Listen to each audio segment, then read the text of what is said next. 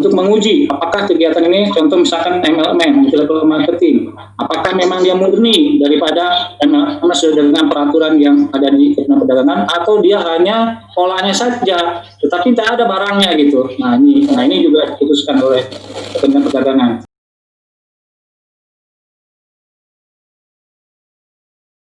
Nah, selanjutnya kita mau dengarkan paparan dari Pak Hendra nih. Nah, biasa kalau kita tiap berapa bulan sekali itu beredar tuh ada list ya, ada list yang dikeluarkan oleh Satgas Waspada Investasi ya, bisnis investasi atau penjualan langsung yang ilegal. Ya, nah list ini kan dikeluarkan secara berkala oleh Satgas Waspada Investasi. Nah, kita mau dengar prosesnya bagaimana sih, Pak Hendra. Mungkin Pak Hendra bisa bantu teman-teman supaya lebih jelas lagi tentang peran tanggung jawab Satgas Waspada Investasi terhadap MLM, Pak. Karena mereka tahunya ini adalah tentang investasi, karena di bawah OJK katanya. Masa MLM diawasi juga oleh SWI begitu? Nah, kenapa kok SWI bisa mengeluarkan daftar itu? Nah, mungkin kita mau dengar ya teman-teman dari penjelasan Pak Hendra ya. Silakan Pak Hendra. Terima kasih. Assalamualaikum warahmatullahi wabarakatuh. Selamat sore, salam sejahtera buat kita semua. Terima kasih moderator Pak Budiman ya, dengan Pak Andrew ya. Maaf kalau salah nama. Kenal juga. Ini salam kenal Pak. Pertama kali saya bisa untuk hadir memberikan sedikit penjelasan. Waktu saya nggak begitu banyak, 20 menit, tapi saya akan coba secara speed up, nanti kita bisa discuss untuk lebih memperdalam. Sebelum tadi menjawab apa yang disampaikan oleh moderator, kaitan dengan MLM, kemudian fungsi dan tugas di SOE dan bagaimana SOE memperlakukan MLM itu yang sifatnya ilegal, ya kan, sampai dengan dikeluarkannya di dalam press release atau blacklist. Mungkin saya ingin sampaikan dari fakta yang sudah mungkin kita dengar ya, rekan-rekan peserta yang hadir di sini. Mungkin next slide, beberapa peristiwa terkait dengan istilah investasi ilegal, yaitu kegiatan berinvestasi yang sebetulnya secara entitas itu tidak memenuhi ketentuan perizinan yang berlaku sesuai dengan undang-undang yang berlaku. Seperti beberapa waktu yang lalu peristiwa tentang kejadian penghimpunan dana itu melalui koperasi, ya, beberapa koperasi, kemudian juga beberapa praktek yang melalui kegiatan di forex ya. Kemudian juga ada kaitan dengan kegiatan di dalam pelaksanaan ibadah keagamaan. Next slide. Kemudian juga ada kegiatan yang terkait dengan ini penjualan, salah satu penjualan pulsa. Next slide. Nah, itu bisa dilihat mungkin slide-nya agak blur ya. Saya nggak tahu nih, kalau dari saya juga agak blur nih. Jadi beberapa kegiatan transaksi yang dikategorikan sebagai investasi tetapi tidak memiliki izin. Kita dari Satgas Waspada Investasi sebetulnya perlu diketahui bahwa SOE ini tidak hanya OJK. Jadi mungkin pemahaman jangan sampai dipahami secara telat SOE adalah OJK, tidak. Tapi SOE lah merupakan satu wadah forum penanganan terkait dengan kegiatan yang diduga melawan hukum di bidang investasi maupun di bidang investasi dan transaksi keuangan, di mana keanggotaannya sampai terakhir terjadi penambahan anggota terdiri dari 13 kementerian dan lembaga. Nanti akan nanti bisa dilihat di slide di belakang. Jadi tidak hanya OJK. Kebetulan OJK berkedudukan sebagai ketua dan juga sebagai sekretariat daripada Forum Satgas Waspada Investasi ini. Dari slide ini kita bisa lihat bahwa fakta menunjukkan kegiatan yang dilakukan oleh entitas-entitas yang mengatasnamakan koperasi, kemudian kegiatan di bidang forex atau kegiatan di bidang keagamaan seperti kita dengar ada kasus first travel kemudian juga koperasi simpan pinjam yang tidak hanya terjadi di sekitar daerah Jakarta sini, juga di luar sana, dan juga kegiatan yang melakukan transaksi penjualan kalau nggak salah ini Dream Provident Pulsa yang melalui sistem multi level marketing, tetapi diduga bahwa itu tidak murni ya kegiatan MLM. Dari data yang diperoleh oleh rekan-rekan di SWI itu hampir secara nilai hampir sekitar 92 triliun. Itu dengan korban yang begitu banyak ya. Kalau ini udah ribuan korban. Nah, kegiatan kita ini sudah dilakukan proses penegakan hukumnya dan memang saya terinfo bahwa dana-dana dari konsumen ataupun nasabah ya yang memang sudah diinvestasikan ini sepertinya sebagian besar tidak kembali karena memang itu sudah menjadi bagian dari kegiatan entitas yang ilegal ini yang sudah hilang ya, sudah tidak terlacak lagi ataupun sudah habis, sehingga inilah menjadi satu alert buat masyarakat. Jika ingin melakukan investasi, ya ini harus dipertimbangkan beberapa hal yang untuk memberikan keamanan, ya kan, bagi investasi masyarakat dan juga bisa memberikan keuntungan yang memang wajar. Ya. Jadi bukannya ada semacam ingin untung malah jadi buntung gitu ya. Nah. Kemudian next slide, bahwa kegiatan investasi yang tadi kita lihat fakta ya, yang selama ini kita lihat dan dengar sebetulnya didasarkan kepada ya ini fenomena bahwa investasi ilegal itu di dalam penelitian kita ya pasti diawali dengan adanya janji-janji untuk memberikan keuntungan yang tidak wajar yang dalam waktu cepat. Ada masyarakat biasa tergiur dengan adanya janji dari si pengelola investasi untuk memberikan keuntungan yang lebih daripada tingkat keuntungan yang kalau dilakukan ke lembaga keuangan yang sudah ada seperti perbankan ya atau yang lainnya. Kemudian juga biasa menjanjikan bonus ya dari perekrutan anggota baru, get member ini. Ya, jadi kalau misalnya ada sistem downline, kan? Jadi kalau misalkan member yang satu menggait member yang lain akan dijanjikan diberikan bonus yang lebih besar. Juga biasanya ya teman-teman juga mungkin melihat atau pernah mengetahui selalu memanfaatkan karakteristik ya kan atau karismatik daripada tokoh-tokoh ya. Baik itu tokoh agama, public figure, artis, dan lain-lain. Dan kemudian juga selalu memberikan janji bahwa ini free risk ya, artinya tanpa risiko. Nah, sebetulnya tidak mungkin suatu kegiatan itu tidak ada risiko ya. Ini yang seharusnya bisa dipahami oleh masyarakat.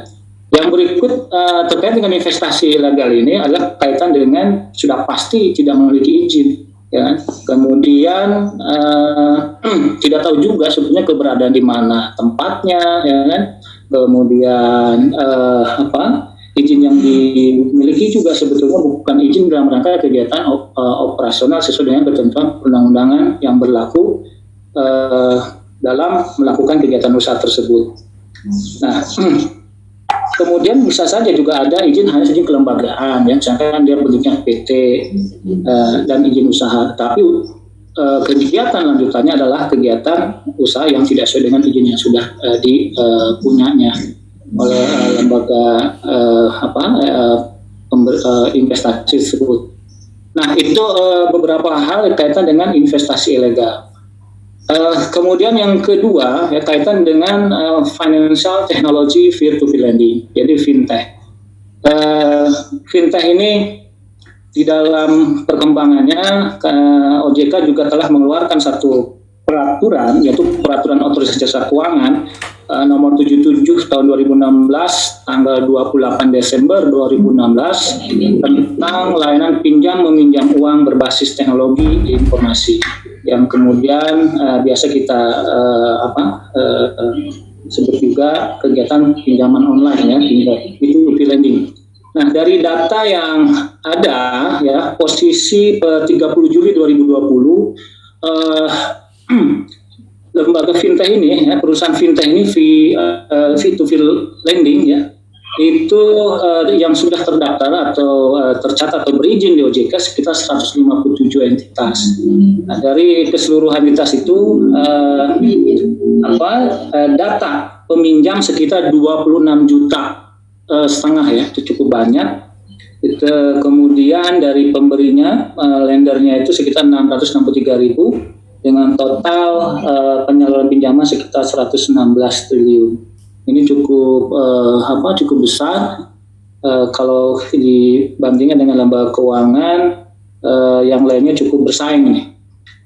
Kemudian terkait dengan fintech ini di dalam masyarakat juga kita seringkali, ya, OJK juga sering menerima pengaduan-pengaduan ataupun informasi kaitan dengan adanya kegiatan peer-to-peer lending yang ilegal. Nah, maksud daripada kegiatan ilegal ini memang bahwa setelah diteliti kegiatan yang dilakukan oleh entitas dalam kegiatan pinjam meminjam berbasis teknologi atau pinjaman online itu, mereka tidak terdaftar di OJK, artinya belum terdaftar ataupun belum tercatat di OJK. Kemudian bunga pinjaman juga tidak jelas, dalam arti kata bisa tinggi sekali, ya, kalau dibandingkan dengan tingkat kewajaran atau kemampuan daripada si peminjam. Kemudian alamat peminjaman tidak jelas dan berganti nama, ya kan? Ini juga masyarakat peminjam juga banyak menggunakan data-data yang memang bisa saja, ya, ada yang sesuai dengan identitas, ada juga yang menggunakan identitas lain milik orang lain. Kemudian pelaku daripada peer-to-peer lending ilegal ini secara sistem tidak hanya menggunakan dari aplikasi GoPay Store, ya, tetapi juga bisa mengunduh melalui SMS, ya, atau melalui situs milik pelaku. Jadi kita mungkin sering HP kita tiba-tiba menerima, ya kan, message, ya kan, SMS ataupun dari WA, ya, atau di sarana medsos lainnya, penawaran-penawaran daripada kegiatan peer-to-peer lending yang ilegal ini. Kemudian permasalahan lain juga kaitan dengan penyebaran data. Ini yang mungkin masyarakat tidak menyadari bahwa data mereka, ya, sekali mereka akses, sekali mereka menjadi terikat dengan peer-to-peer lending yang ilegal ini, sebetulnya data mereka itu tidak hanya data pribadi, tetapi data yang lainnya yang terkait dengan data mereka, bisa data pribadi yang lain ataupun data keluarga, data yang lain. Karena secara TI, pemahaman kami, mereka bisa akses. Mungkin nanti secara teknis detailnya bagaimana secara IT bekerja, nanti tekan dari Pak Yogi berarti bisa menjelaskan. Kemudian ini juga masalah lain adalah terkait dengan cara pengendalian. Inilah yang seringkali kita mendengar atau melihat, ya, adanya kejadian-kejadian yang sangat memprihatinkan kaitan dengan cara penagihan dari peer-to-peer lending ilegal ini. Tidak hanya kepada pribadi peminjamnya, juga ini yang bisa memberikan tekanan psikologis, rasa malu, karena mereka menagih juga kepada keluarga, rekan kerja, bahkan ke kantor. Yang mana, kenapa mereka bisa tahu? Ya karena tadi itu data-data yang diawali dengan data pribadi, mereka bisa akses secara teknologi informasi untuk masuk kepada pencarian data lainnya dari si peminjam. Kemudian juga terkait dengan penagihan yang tidak melewati batas waktu. Ya, seharusnya kan barangkali yang legal itu ada batas waktu sesuai dengan kemampuan daripada si peminjam.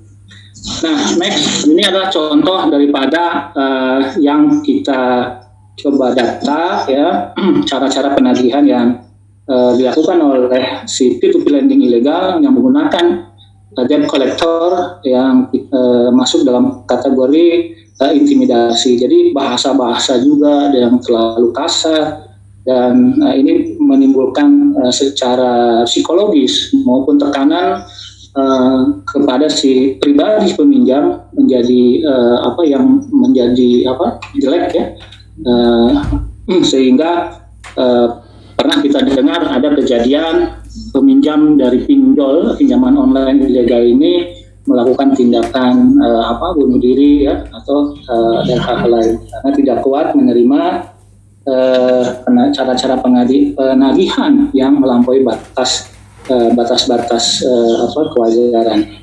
Next. Tetapi juga memang ini yang perlu nanti menjadi pembelajaran. Ini juga ada kejadian yang dari data yang kita peroleh, satu orang yang bisa melakukan pinjaman beberapa kali berpuluh-puluh dengan kepada P2P lending ilegal. Ini juga sangat prihatin sebetulnya. Apa ini? Halo, ada suara kecil apa tuh? PPT-nya kurang jelas. Iya, memang ini dari panitia nih. Bisa saya lanjut?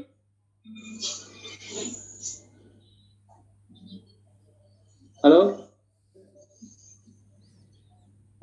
Pak Budiman? Pak, kecil sekali suara Bapak. Bisa saya lanjut? Iya, boleh lanjut Pak. Ya, oke, saya lanjutkan. Sudah saya sampaikan tadi sedikit menyinggung tentang kegiatan investasi ilegal ya, apa yang menjadi penyebab utamanya ya kan. Tadi terkait dengan bunga tinggi, kemudian sebenarnya masyarakat juga belum paham betul mempelajari bagaimana bisnis proses daripada investasi itu. Dan biasanya mereka secara psikologi moral mungkin merasa nyaman ataupun merasa aman karena ada figur-figur tertentu yang mereka sebagai tokoh yang yang tidak mungkin ada kekeliruan, seperti ada tokoh agama, masyarakat dan lain-lain.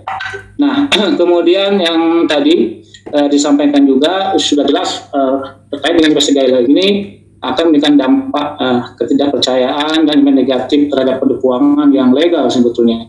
Kemudian juga ini korban sudah jelas tadi cukup banyak ya, tidak hanya jumlah kuantitas daripada orang secara pribadi, juga nilai daripada uang yang diinvestasikan yang sebagian besar tidak kembali ya, jadi hilang. Dan yang berikutnya adalah secara makro ya, di pembangunan kita juga bisa saja terganggu. Nah, terkait dengan P2P lending, ini biasa nasabah itu melakukan pinjaman online karena memang ada kebutuhan, ya, tidak ada uang, kemudian dia yang penting cepat dapat uang, tidak berpikir matang, ya, tidak memahami persis bagaimana untuk melakukan nanti kewajibannya, dan juga terkait dengan penyampaian data-data pribadi yang bisa memberikan dampak ya kepada yang bersangkutan ya pada waktu yang bersangkutan tidak melunasi kewajibannya, maka ditagih itu tidak hanya yang bersangkutan tetapi juga kepada pihak lain, biasa keluarga terdekat, teman dan lain-lain. Dan yang berikut ada juga praktek bahwa memang nasabah sengaja ya melakukan kegiatan lubang tutup lubang.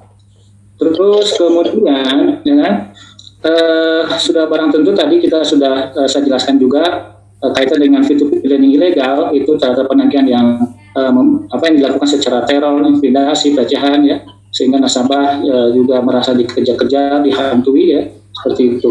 Nah, kemudian Pak Hendra, ini berhubung waktu kita sangat mepet ya, Pak Hendra boleh kira-kira kasus di MLM itu paling banyak seperti apa sih? Ini kan kita bicara P2P lending ya. Ya, saya tadi ingin gambarkan ada dua kegiatan, investasi ilegal dan P2P lending ya. Nah, di dalam pemahaman saya yang MLM itu ya itu nanti memang yang tadi siapa yang memutuskan bahwa ini MLM atau bukan. Nah, kita di saat ini ada 13 kementerian dan lembaga ya, dan itu menjadi bagian otoritas daripada Kementerian Perdagangan.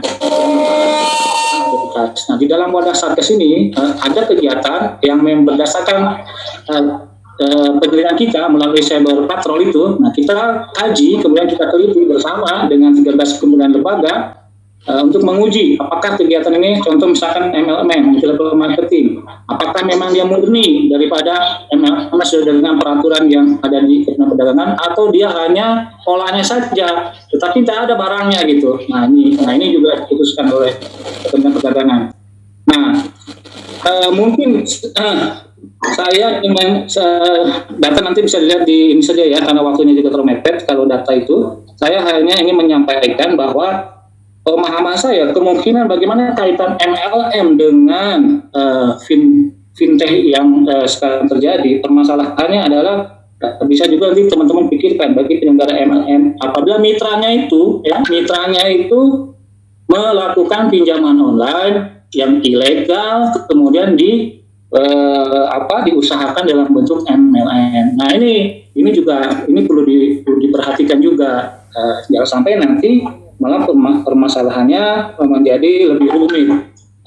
Karena mitra ini kan kita juga mungkin punya dana sendiri, pinjam dari bank atau pinjam online yang legal ataupun yang ilegal. Nah ini kita kaitan dengan yang ilegal. Inilah barangkali juga yang menjadi harapan bagaimana perusahaan MLM memberikan juga edukasi gitu. Jadi kalau bisa ya diuji dulu gitu. Nah ini keuangannya dari mana gitu. Nah supaya tidak ada rentetan kasus yang berikut ke depannya yang bisa menyebabkan si mitra ini menjadi terpuruk. Karena walau bagaimana pemahaman saya ini adalah sama-sama untuk bisa berhasil mengembangkan kehidupan ekonomi daripada pihak penyelenggara MLM maupun daripada mitra.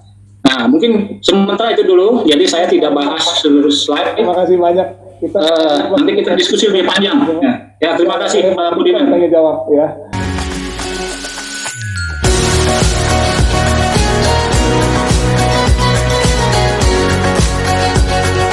Zombie Apocalypse.